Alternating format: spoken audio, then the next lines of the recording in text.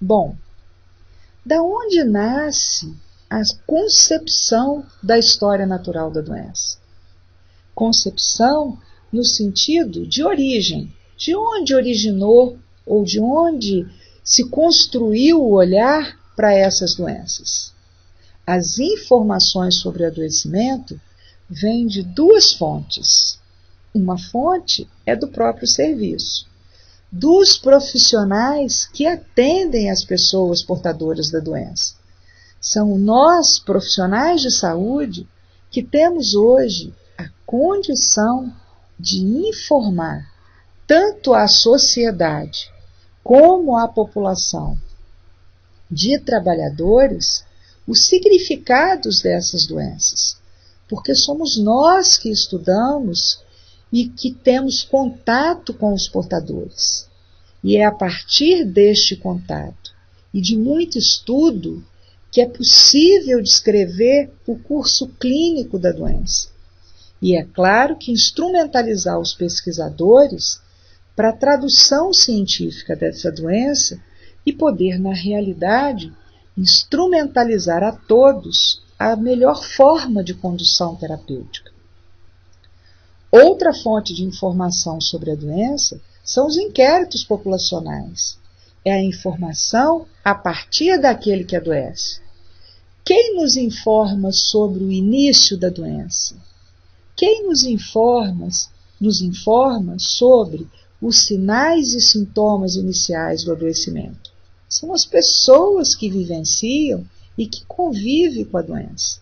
Assim, a gente pode afirmar que a tradução, a conceituação, a descrição da doença, ela vem ou advém dessas duas fontes de informação, dos serviços e da comunidade.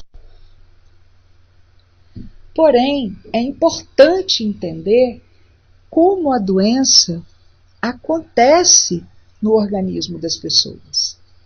Por isso que é importante traduzi-las em suas fases. Que fases são essas?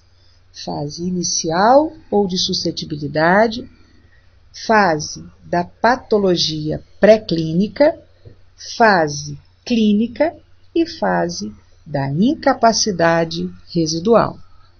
O que se traduz na fase inicial da doença? É quando o indivíduo se coloca susceptível à doença, ao adoecimento. É quando ele tem contato com os fatores de risco.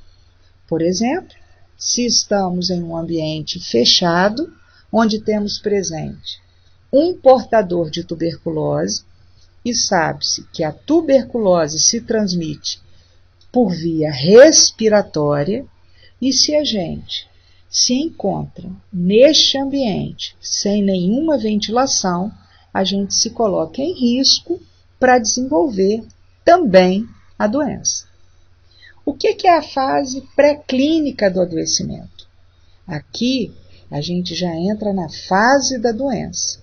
Neste período, começa-se com os sinais iniciais do adoecimento, sem, portanto, ter possibilidade de consolidar o diagnóstico. Por exemplo, numa doença infecciosa, os primeiros sinais se traduzem em mal-estar geral, febre baixa, às vezes vômito. Que doença é essa? Na realidade, esses sinais podem significar uma série de patologias, mas neste momento sem possibilidade de consolidar o diagnóstico. Diferente da terceira fase, que se traduz na fase clínica. Nesta fase, nós já teremos instalado o quadro clínico característico do adoecimento. Os nossos exames laboratoriais já vão apresentar sinais que indicam o tipo de doença que estamos sofrendo ou que fomos acometidos. E, por fim, a última fase se traduz na incapacidade residual, que nada mais é do que as sequelas que as doenças podem gerar no organismo humano.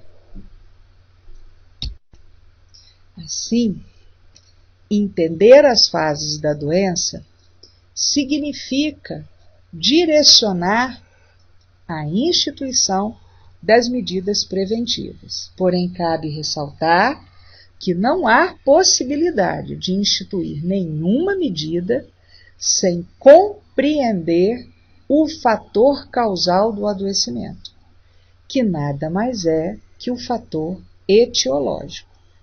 Etiologia significa causa da doença. E prevenção significa toda e qualquer ação instituída para evitar as doenças, evitar as sequelas e evitar os óbitos. Bom, a partir da compreensão das fases das doenças e dos fatores causais do adoecimento, é possível pensar as medidas preventivas. Tradicionalmente, as medidas preventivas se classificam como primária, secundária e terciária. O que se traduz medidas preventivas primárias? São aquelas instituídas no intuito de se evitar o aparecimento da doença. São todas as ações instituídas antes da doença comprometer o ser humano. Exemplos de medidas preventivas primárias: saneamento básico, imunização, atividades educativas. Todas as ações classificadas como primárias são voltadas para indivíduos que se encontram na primeira fase do adoecimento, ou seja, para aqueles indivíduos que estão suscetíveis ao adoecimento, que se colocam em risco para adoecer. E o que seriam as medidas preventivas secundárias? Essas aqui são instituídas nos indivíduos que se encontram já adoecidos, tanto na fase pré-clínica como na fase clínica. Então, medidas preventivas secundárias são todas as medidas curativas e de diagnose, ou seja, quando o indivíduo apresenta a clínica que sinaliza para o adoecimento, que ação que nós temos que desenvolver? Por exemplo, solicitar exames laboratoriais ou exame de imagens, que trata, na realidade, de ações de diagnose para consolidar o diagnóstico. E o diagnóstico consolidado faz-se necessário a instituição de medidas curativas, tais como instituir medicações, terapias, para que o indivíduo restabeleça a sua saúde. E as medidas preventivas terciárias são voltadas para atender os indivíduos que encontram-se na fase de resultados da doença ou na fase residual do adoecimento, que se traduz naqueles indivíduos que apresentam as sequelas. Que exemplos poderíamos dar sobre medidas preventivas terciárias? Por exemplo, medidas de reabilitação, como tratamento fisioterápico, como tratamento fonoaudiológicos para portadores de sequelas de acidentes vasculares cerebrais. Além dessa classificação tradicional de primária, secundária e terciária, as medidas preventivas podem ser também traduzidas como universais, seletivas e individualizadas. Universais são aquelas medidas que servem para todos os indivíduos, como, por exemplo, discutir com a sociedade processo nutricional adequado. Que pirâmide nutricional precisa fazer parte do nosso cardápio? Todos nós precisamos saber que temos que consumir carboidratos, proteínas, vitaminas, gorduras e açúcares. Essas informações são necessárias para todos os indivíduos em prol da proteção de sua saúde. Porém, faz-se necessário perceber no conjunto das pessoas aquelas que precisam ser orientadas de forma diferenciada. Por exemplo, falar sobre a pirâmide nutricional é importante para todos, mas seletivamente discutir em separado com os portadores de diabetes que alimentos são ricos em açúcares e que eles precisam ser evitados ou consumidos de forma moderada, isto é uma informação específica para quem tem essa alteração metabólica. E individualizada, por exemplo, será que a gente pode orientar o consumo de alimentos dietéticos para todos os diabéticos, ou eu vou precisar respeitar a individualidade de cada um no que se refere, por exemplo, ao seu poder aquisitivo e trabalhar dentro da realidade de cada um?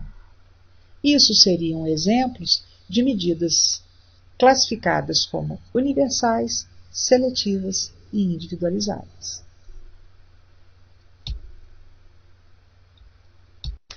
Bom, isto agora é uma representação do significado de todas essas fases do adoecimento que nós discutimos. Então, nós poderíamos dividir a nossa fase da pré-patogenia, ou seja, antes do adoecimento, aonde se concentra a fase inicial da doença, e a fase da patogeníase ou da patogênese, ou seja, aonde se concentra a doença, o organismo já adoecido.